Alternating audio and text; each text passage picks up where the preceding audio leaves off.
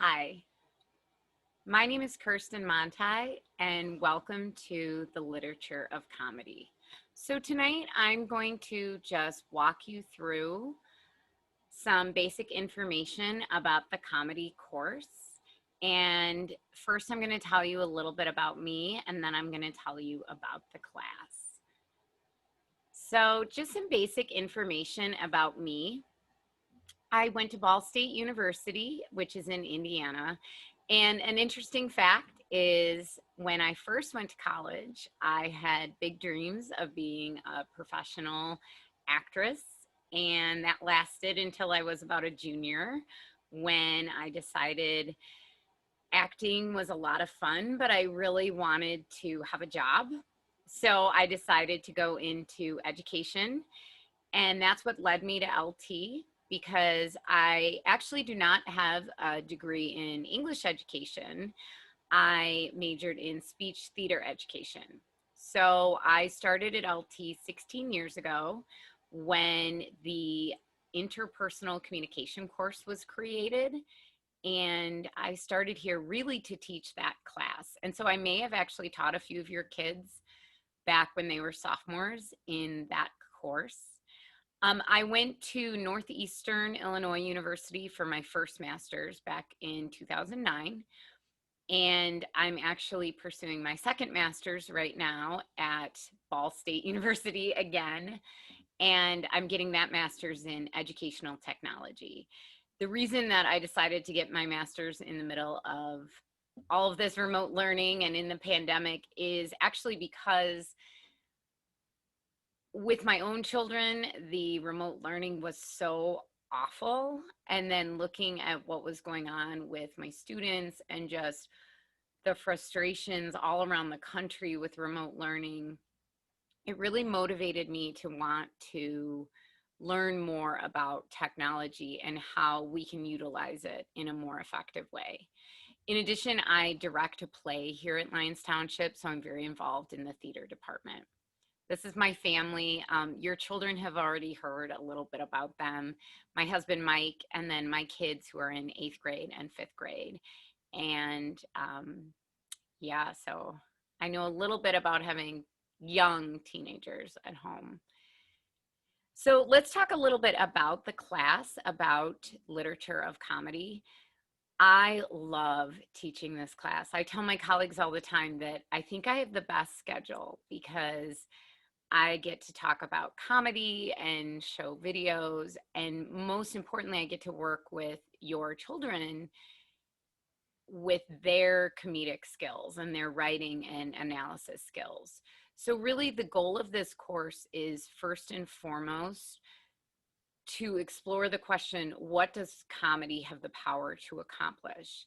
And we examine that in these 4 units. And so right now we're looking at the idea of escape. How do we use comedy to escape?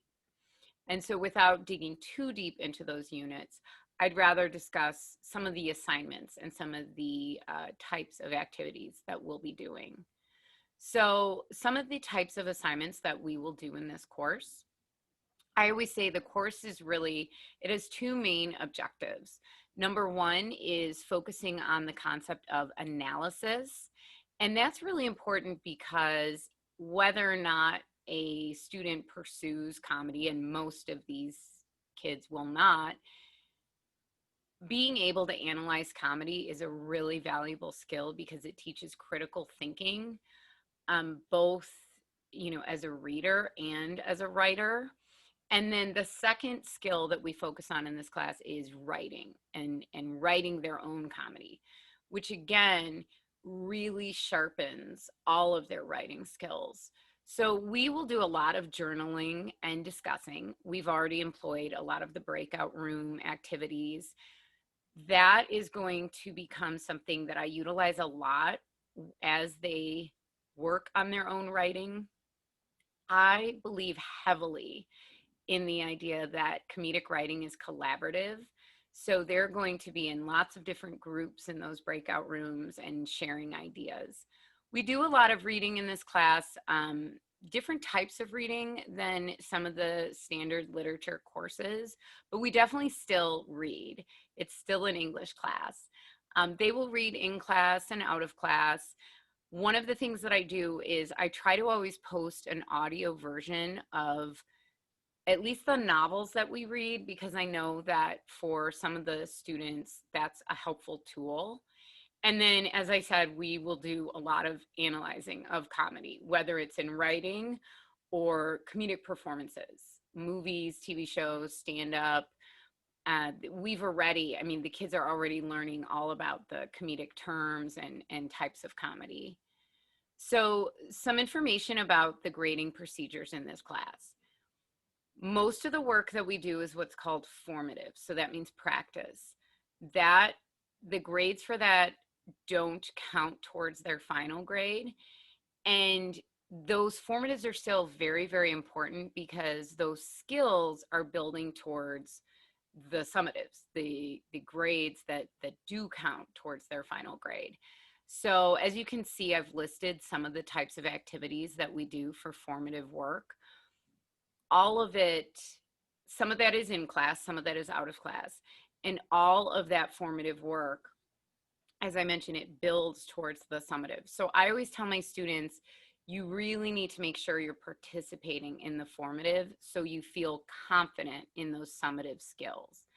The summatives, there's at least one summative per unit, so that's a minimum of 4 summatives.